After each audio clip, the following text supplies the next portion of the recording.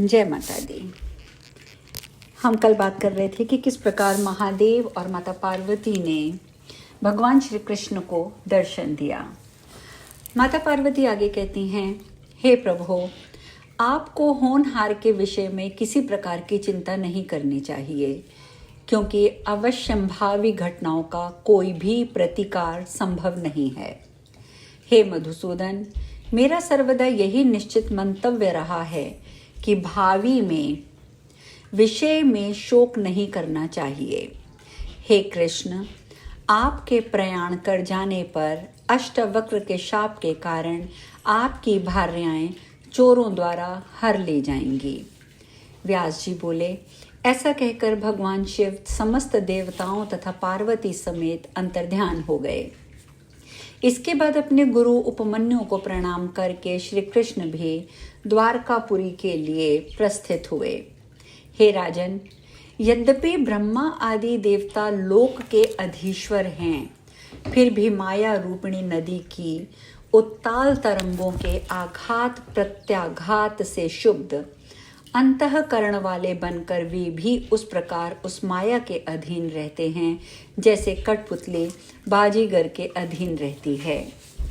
उनके पूर्व जन्म के संचित कर्म जिस प्रकार के होते हैं, उसी के अनुरूप पर ब्रह्म स्वरूपिणी माया उन्हें सदा प्रेरित करती रहती है।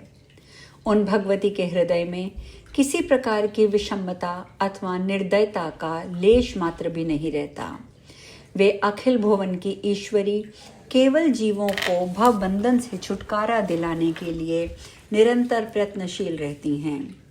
यदि वे भगवती इस चराचर जगत की सृष्टि ना करती तो समग्र जीव जगत माया शक्ति के बिना सर्वदा के लिए जड़ ही रह जाता। अतएव हे भगवती, करुणा करके ये जगत और जीव आदि जो भी हैं उनकी रचना करती हैं और उन्हें कर्मशील बनाने के लिए सतत प्रेरणा देती रहती हैं। अतएव ब्रह्मादि देवताओं के भी इस प्रकार माया विमोहित हो जाने में संदेह नहीं करना चाहिए, क्योंकि समस्त देवता और दानव माया से निरंतर आवृत रहते हुए भगवती योग माया के अधीन रहते हैं। स्वेच्छा विचरण एवं विहार करने वाली वे देवेश्वरी ही स्वतंत्र हैं। अतएव हे राजन, उन महेश्वरी की सम्यक प्रकार से पूजा करनी चाहिए। तीनों लोकों में उनसे श्रेष्ठ कुछ भी नहीं है। उन पराशक्ति भगवती योग माया के पावन चरणों का सदा स्मरण बना रहे, यही जीवन की सफलता है। मेरा जन्म उस कुल में ना हो जहाँ देवी की उपासना ना होती हो। मैं उन देवी का अंश हूँ, दूसरा नहीं। मैं ही ब्रह्म हूँ, तब मैं शोक का भागी नहीं हो सकता। इस अभेद बुद्धि से युक्त रहते हुए उन सनातन जगदम्बा का चिंतन करना चाहिए। गुरु के उपदेश से वेदांत श्रवण आदि के द्वारा भगवती के रूप को जानकर नित्य एकाग्र मन से उस आत्मा स्वरूपिणी योग माया की भावना करनी चाहिए। ऐसा करने से प्राणी भव बंधन से शीघ्र ही छूट जाता है, अन्यथा करोड़ों कर्मों से भी वह छूट नहीं सकता। निर्मल अंतःकरण वाले सभी श्वेतावतार शब्द आदि ऋषिगण उन्हीं आत्मस्वरूपिणी भगवती का अपने हृदय में साक्षात्कार करके भव बंधन से मुक्त हुए हैं। उन्हीं की भांति ब्रह्मा विष्णु आदि देवता तथा गौरी लक्ष्मी आदि देवियां, वे सब उन्हीं सच्चिदानंद स्वरूपिणी भगवती की उपासना करते हैं। हे राजन, हे अनग, नानाविध प्रपंचों के ताप से त्रस्त आपने मुझसे जो कुछ पूछा था वह सब मैंने बता दिया। अब आप और क्या सुनना चाहते हैं? हे महाराज, मैंने आपको ये परम श्रेष्ठ आख्यान सुनाया है जो सर्व पाप विनाशक, पुण्यदायक, पुरातन तथा अत्यंत अद्भुत कथानक है। हे महाराज, जो इस वेद तुल्य पुराण का नित्य श्रवण करता है वह सभी पापों से मुक्त होकर देवी लोक में महान आनंद प्राप्त करता है।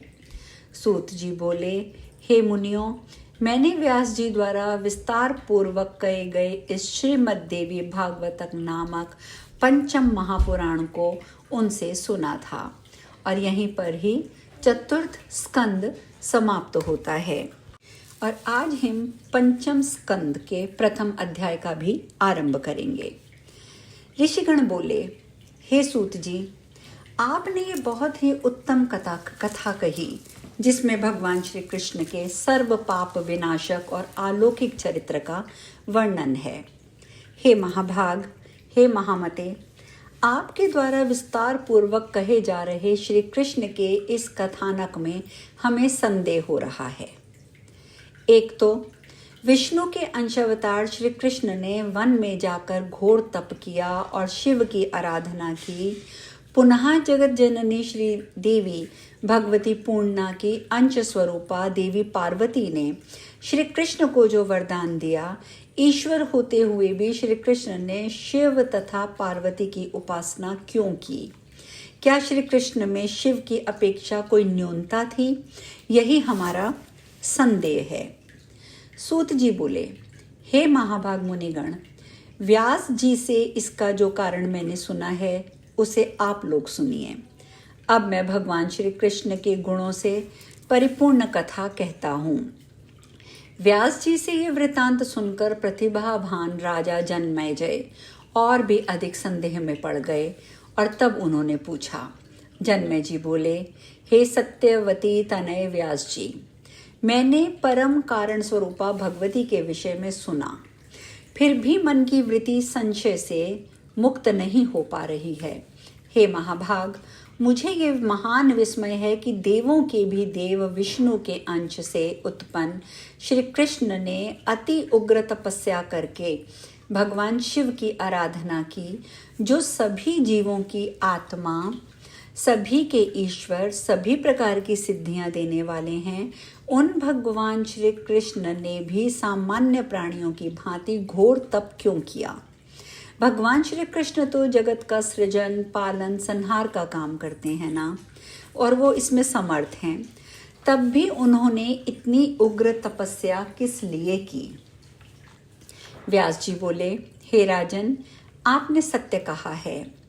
दैत्य दमन भगवान वासुदेव देवताओं के सभी कार्य करने में समर्थ थे, फिर भी उन परमेश्वर श्री कृष्ण ने मानव देह धारण करने के कारण वर्णाश्रम धर्म से संबंधित मानवोचित कार्य संपादित किए थे। उन्होंने वृद्धजनों की पूजा, गुरुजनों की चरण वंदना, ब्राह्मणों की सेवा तथा देवताओं की आराधना की।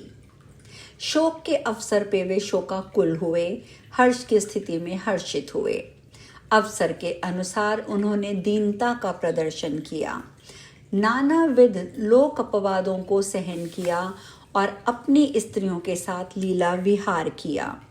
जिस प्रकार मानव में समय समय पर काम, क्रोध तथा लोभ होते रहते हैं, उसी प्रकार के भाव उनके भी मन में जागृत हुए, क्योंकि गुणमय देह में निर्गुण तत्व कैसे आ सकता है? सुबल सुता गांधारी तथा ब्राह्मण अष्टवक्रक के शाप जनित दोष के कारण यादवों का विनाश हुआ और भगवान श्री कृष्ण को देह त्याग करना पड़ा।